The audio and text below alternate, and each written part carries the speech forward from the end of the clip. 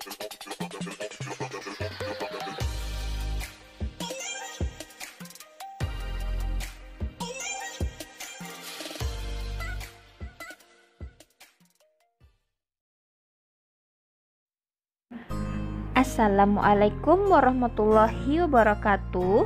Hai anak-anak, bagaimana kabar kalian? Pastikan selalu sehat dan siap untuk menerima pelajaran. Sebelum belajar, jangan lupa membaca doa menurut agama dan kepercayaan masing-masing. Baik, sebelum kita simak videonya, jangan lupa subscribe dan like agar video ini terus berkembang dan memberikan informasi yang bermanfaat. Baik anak-anak, kita akan melanjutkan kembali pembahasan kita mengenai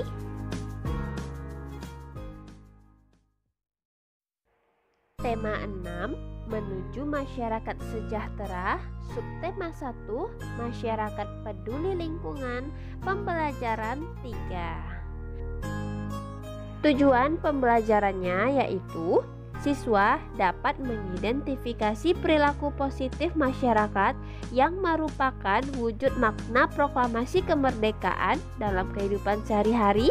Yang kedua, siswa dapat menyampaikan hasil pengamatan tentang makna proklamasi kemerdekaan dalam upaya membangun masyarakat Indonesia sejahtera. Yang ketiga, siswa dapat menjelaskan pelaksanaan kewajiban sebagai warga negara. Yang keempat, siswa dapat menyampaikan laporan pembahasan tentang makna proklamasi kemerdekaan. Yang kelima, siswa dapat menyampaikan perkiraan informasi dari teks non-fiksi berdasarkan kata-kata kunci yang terdapat pada judul. Yang keenam, siswa dapat menyampaikan perkiraan informasi dari teks non-fiksi berdasarkan kata-kata kunci yang terdapat pada judul dengan tepat. Kemerdekaan yang telah dicapai bangsa Indonesia merupakan sarana mewujudkan masyarakat Indonesia yang sejahtera. Upaya membangun masyarakat Indonesia sejahtera diantaranya dengan meningkatkan taraf kehidupan bangsa, meningkatkan taraf kecerdasan bangsa, dan mengembangkan segala potensi yang dimiliki untuk kemajuan bangsa Indonesia. Hingga saat ini, upaya-upaya tersebut masih terus dilaksanakan meskipun Indonesia sudah merdeka cukup lama. Dukungan masyarakat yang peduli lingkungan sangat diperlukan dalam upaya-upaya bangsa untuk mewujudkan masyarakat sejahtera. Gambar-gambar di atas menunjukkan pelajar-pelajar Indonesia sedang belajar dengan bersungguh-sungguh. Mereka sedang melaksanakan kewajibannya sebagai warga negara. Mengikuti pendidikan yang diselenggarakan oleh pemerintah merupakan kewajiban bagi semua warga negara. Semua warga negara wajib mengikuti pendidikan dasar. Kewajiban mengikuti pendidikan dasar bagi setiap warga negara Indonesia ditegaskan dalam Undang-Undang Dasar Negara Republik Indonesia Pasal 31 Ayat 2. Bunyi Pasal 31 Ayat 2 Undang-Undang Dasar Negara Republik Indonesia tahun 1945 yaitu setiap warga negara wajib mengikuti pendidikan dasar dan pemerintah wajib membiayainya. Mewajibkan warga negara untuk mengikuti pendidikan dasar 9 tahun merupakan satu di antara upaya pemerintah untuk memperbaiki pendidikan di negara kita. Pemerintah menginginkan tingkat kecerdasan bangsa ini semakin meningkat. Upaya pemerintah yang lain sebagai contoh memperbaiki fasilitas pendidikan, misalnya memperbaiki gedung-gedung sekolah yang rusak, memberikan bantuan buku gratis, dan menyediakan pengajar-pengajar atau guru yang profesional. Apa yang bisa kamu lakukan terkait dengan upaya pemerintah meningkatkan kecerdasan bangsa? Apakah masyarakat di lingkungan tempat tinggalmu peduli dengan pendidikan warganya? Amatilah gambar berikut. Anak-anak, pada gambar ini bisa kita jelaskan bahwa Warga di lingkungan tersebut memberlakukan aturan khusus, yaitu menetapkan pukul 18.30 sampai 21 atau jam setengah 7 sampai jam 9 malam sebagai waktu belajar. Hal ini menunjukkan bahwa mereka memahami betul tentang hak pendidikan bagi seluruh warganya, terutama bagi pelajar.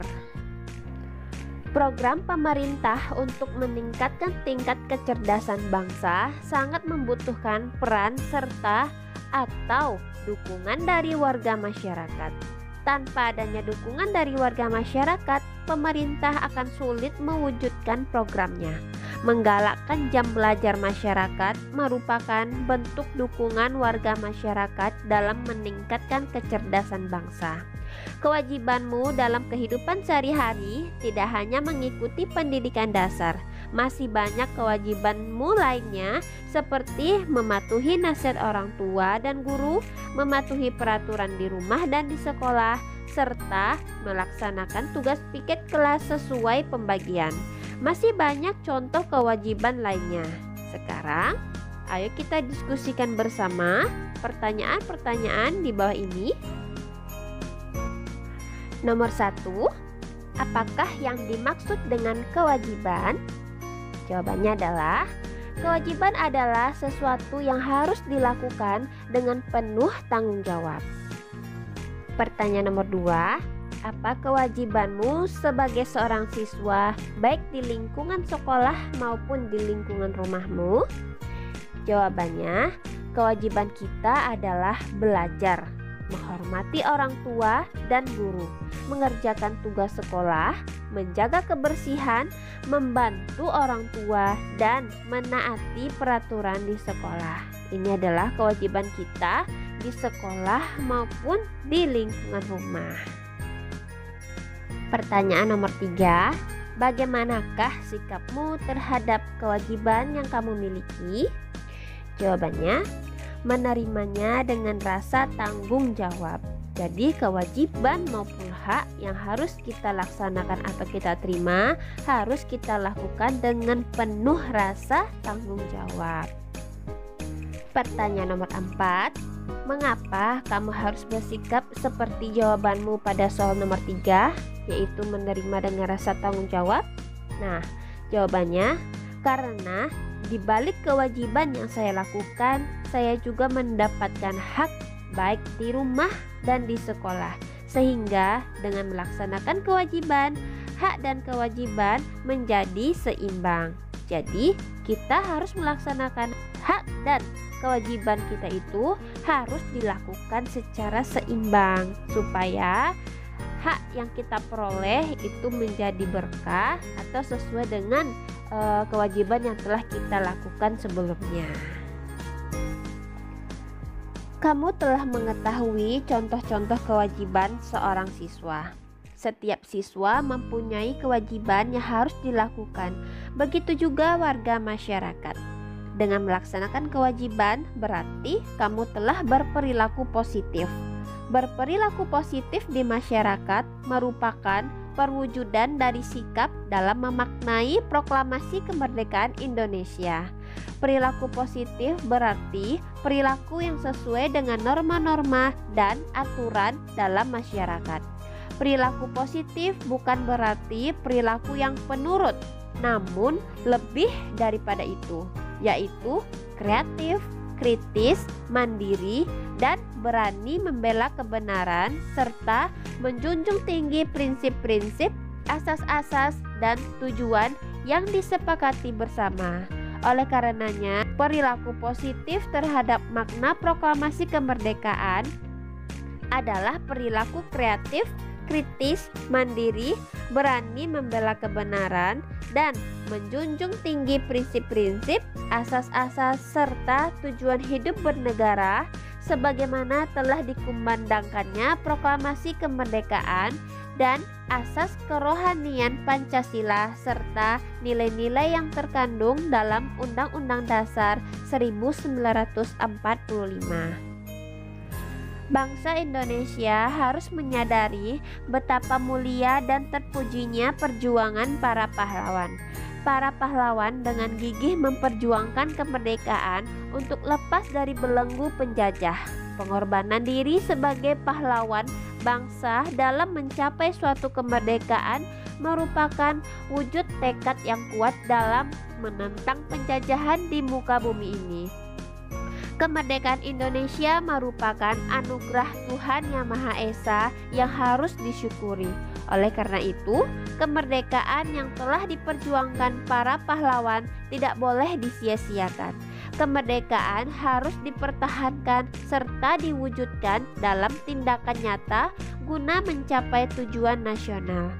Perilaku positif terhadap makna proklamasi kemerdekaan berarti menghargai perjuangan para pahlawan bangsa. Penghargaan terhadap para pejuang bangsa serta para pahlawan bangsa dapat ditunjukkan dengan berbagai upaya untuk mengisi kemerdekaan guna tercapainya tujuan nasional bangsa Indonesia. Sekarang, mari kita isi tabel berikut tentang upaya yang dapat dilakukan untuk mengisi kemerdekaan. Anak-anak, upaya untuk mengisi kemerdekaan itu diantaranya yang pertama, rajin beribadah sesuai agama masing-masing. Yang kedua, belajar dengan giat, rajin dan tekun. Yang ketiga, mengikuti upacara kemerdekaan dengan hikmat. Yang keempat, saling menghormati antar sesama. Yang kelima, ikut serta dalam mengemukakan gagasan, ide, pendapat di dalam kemerdekaan yang ada di kalangan masyarakat maupun sekolah. Yang keenam, ikut berpartisipasi aktif dalam kegiatan yang ada di masyarakat. Yang ketujuh, mengikuti perlombaan 17 Agustus yang diadakan panitia setempat. Kedelapan, ikut menjaga dan memelihara fasilitas umum atau fasilitas milik bersama. Kesembilan, ikut berpartisipasi menjaga kebersihan, keindahan, kenyamanan, dan keamanan lingkungan setempat. 10. Selalu menjaga nama baik diri sendiri, keluarga, sekolah, dan lingkungan sekitar. Anak-anak, itu adalah beberapa contoh upaya untuk mengisi kemerdekaan. Anak-anak ibu, kerukunan tidak hanya kita berlakukan dalam upaya untuk mengisi kemerdekaan, tetapi kerukunan juga terdapat di Kampung Wonorejo, Papua. Kampung Wonorejo, Arso Timur, Papua adalah salah satu kampung transmigran. Warganya berasal dari berbagai daerah padat penduduk di Pulau Jawa. Kondisi tersebut membuat warga di Kampung Wonorejo memiliki perbedaan suku, agama, dan budaya. Di Kampung Wonorejo, posisi rumah warga bersebelahan. Semua warga akrab tak terkecuali anak-anak. Setiap hari anak-anak di Kampung Wonorejo pergi ke sekolah bersama. Itu sebabnya mereka sangat akrab. Mereka suka bermain bersama dan sering menghabiskan waktu di rumah satu sama lain. Meskipun berbeda suku, kebersamaan begitu kental terlihat dalam keseharian mereka. Setiap akhir minggu, anak-anak Kampung Wonorejo berkumpul di balai utama kampung. Biasanya mereka olahraga bersama atau sekedar bermain-main. Bagi anak-anak yang menginjak usia remaja akan mendapat penyuluhan tentang menjaga kebersihan diri saat pubertas dari tenaga kesehatan.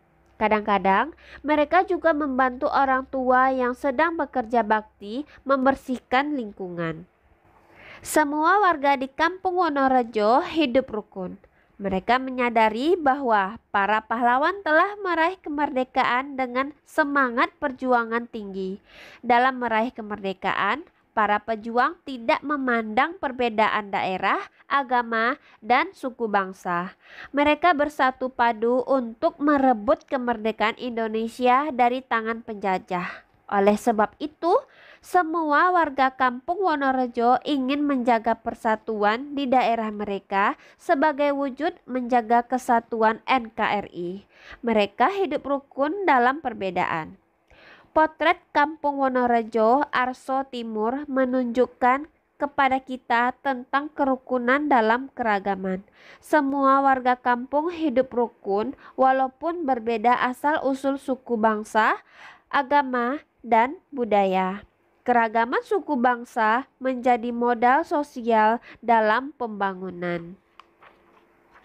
Keberadaan berbagai suku bangsa yang ada di Kampung Wonorejo ini tidak lepas dari kebijakan pemerintah tentang transmigrasi. Program transmigrasi dimulai sejak pemerintahan Orde Baru pada tahun 1961. Pemerintahan Orde Baru menggalakkan program transmigrasi sebagai upaya untuk mewujudkan masyarakat Indonesia yang sejahtera. Melalui program ini membuktikan bahwa setelah mengikuti transmigrasi, masyarakat memiliki rumah, lahan pertanian, dan keterampilan sebagai bekal hidup di lokasi transmigrasi. Program tersebut mampu meningkatkan kesejahteraan masyarakat. Hal ini berlandaskan pada hak setiap warga negara untuk mendapat penghidupan dan pendidikan yang layak dari negara. Saat ini, latar belakang kehidupan warga di Kampung Wonorejo sudah mengalami percampuran budaya dan agama. Sebagai warga Kampung Wonorejo sudah melakukan pernikahan antar suku. Bagi warga Kampung Wonorejo, keragaman adalah kekayaan mereka. Dalam perkembangannya, ada beberapa yang harus diperhatikan antara Kampung Wonorejo dan kampung-kampung sekitarnya. Misalnya, Kampung Kibai. Penduduk asli Kibai terdiri atas 121 kepala keluarga. Sebagian dari mereka tersebar di distrik Arso. Wilayah Kibai memiliki potensi sumber daya alam seperti hutan dan hasil pertanian. Warga di Kampung Kibai menanam sayur dan umbi-umbian untuk dikonsumsi sebagai makanan pengganti beras. Para wanita di kampung ini juga terampil menganyam noken dari kulit pohon. Sebagian warga bekerja serabutan penebang kayu, tukang bangunan, dan buruh harian di perkebunan sawit. Potret Kampung Kibai memberi gambaran kepada kita tentang mata pencaharian sebagian besar penduduk asli Papua dan para transmigran seperti di Kampung Wonorejo. Di Kampung Wonorejo, kehidupan masyarakat cukup harmonis. Mereka hidup berdampingan dengan penduduk asli Papua. Apabila terjadi peristiwa yang menyangkut hukum, seperti pencurian atau gangguan keamanan dan ketertiban masyarakat, akan diproses secara hukum. Akan tetapi, sebelumnya mereka harus menyelesaikan masalah tersebut melalui paguyuban adat. Jika ada kerusuhan di kampung, paguyuban selalu berperan penting dalam proses penyelesaian masalah. Para perempuan di Kampung Wonorejo dan Kampung Kibai juga saling bertukar pengetahuan antara perempuan Papua dan perempuan transmigrasi yang berasal dari Jawa. Para perempuan Jawa mengajarkan perempuan Papua cara membuat kue dari bahan tepung singkong dan cara membuat sayur dari batang pohon pisang. Sebelumnya, orang Papua selalu membuang batang pohon pisang yang sudah ditebang. Berkat pengetahuan dari perempuan Jawa, kini mereka memanfaatkan batang pisang menjadi sayur yang lezat. Penduduk asli Papua dan warga transmigran saling bertoleransi. Mereka saling menghormati perbedaan agama maupun budaya. Mereka menganggap bahwa perbedaan budaya dan agama merupakan kekayaan bangsa Indonesia yang harus dijaga. Para penduduk bisa hidup rukun berdampingan sebagai satu bangsa, yaitu bangsa Indonesia. Warga Kampung Kibai dan Kampung Wonorejo tetap menjaga keutuhan Negara Kesatuan Republik Indonesia atau NKRI. Mereka juga menjaga persatuan dan kesatuan serta selalu menjunjung tinggi semboyan Bhinneka Tunggal Ika dalam segala perbedaan yang ada. Mereka memiliki jati diri sebagai bangsa Indonesia yang beretika dan santun, serta mempunyai jiwa gotong royong dan toleransi tinggi. Mereka hidup menciptakan kehidupan di bumi Indonesia yang damai, tentram, hidup rukun berdampingan. Anak-anak, mari kita jawab pertanyaan berikut. Apa judul bacaan di atas? Nah, judul bacaan ini adalah Kerukunan di Kampung Wonorejo, Papua. Pertanyaan nomor 2, apa kata kunci pada judul bacaan tadi? Jawabannya, kata kunci yang terdapat pada bacaan diantaranya ada transmigran, kerukunan, perbedaan suku, agama, dan budaya. Pertanyaan nomor 3, apakah informasi dari bacaan berdasarkan kata kunci pada judul? Informasi yang kita dapatkan dari kata kunci yang telah kita jawab dari pertanyaan sebelumnya adalah Kampung Wonorejo menunjukkan tentang kerukunan dalam keberagaman. Semua warga kampung hidup rukun walaupun berbeda asal-usul suku bangsa, agama, dan budaya. Keragaman suku bangsa menjadi modal sosial dalam pembangunan. Hubungan penduduk asli Papua dan warga transmigran tidak mengalami pengkotakan dalam menjalankan ibadah. Masing-masing tidak menanamkan identitas tradisi atau agama yang dapat membuat hubungan menjadi terganggu. Sebaliknya, mereka menganggap bahwa perbedaan budaya dan agama merupakan kekayaan yang harus dilestarikan. Warga Kampung Kibai dan Kampung Wonorejo tetap menjaga keutuhan Negara Kesatuan Republik Indonesia atau NKRI. Mereka juga menjaga persatuan dan kesatuan serta selalu menjunjung tinggi semboyan Bhinneka Tunggal Ika dalam segala perbedaan yang ada. Mereka ingin menciptakan kehidupan di bumi Indonesia yang damai, tentram, hidup rukun, berdampingan, terhindar dari segala macam bentuk radikalisme, terorisme, konflik sosial, perang saudara, dan ancaman perpecahan. Pertanyaan selanjutnya, apa yang dapat kamu lakukan sebagai warga masyarakat dalam memaknai kemerdekaan? Nah, jawabannya itu belajar dengan tekun, saling menghormati antar sesama, menjaga dan memelihara fasilitas umum, dan mengikuti perlombaan 17 Agustus yang diadakan panitia setempat. Pertanyaan terakhir, bagaimana pelaksanaan kewajibanmu sebagai warga masyarakat? Nah, kewajibanku sebagai warga masyarakat sudah dilaksanakan dengan baik. Aku mengikuti kegiatan yang diadakan di masyarakat, misalnya kerja bakti, membersihkan jalan desa, dan masih banyak lagi. Cukup sekian pembelajaran dari Ibu. Mudah-mudahan kalian semua paham. Tunggu video pembelajaran selanjutnya ya. Terima kasih. Wassalamualaikum warahmatullahi wabarakatuh.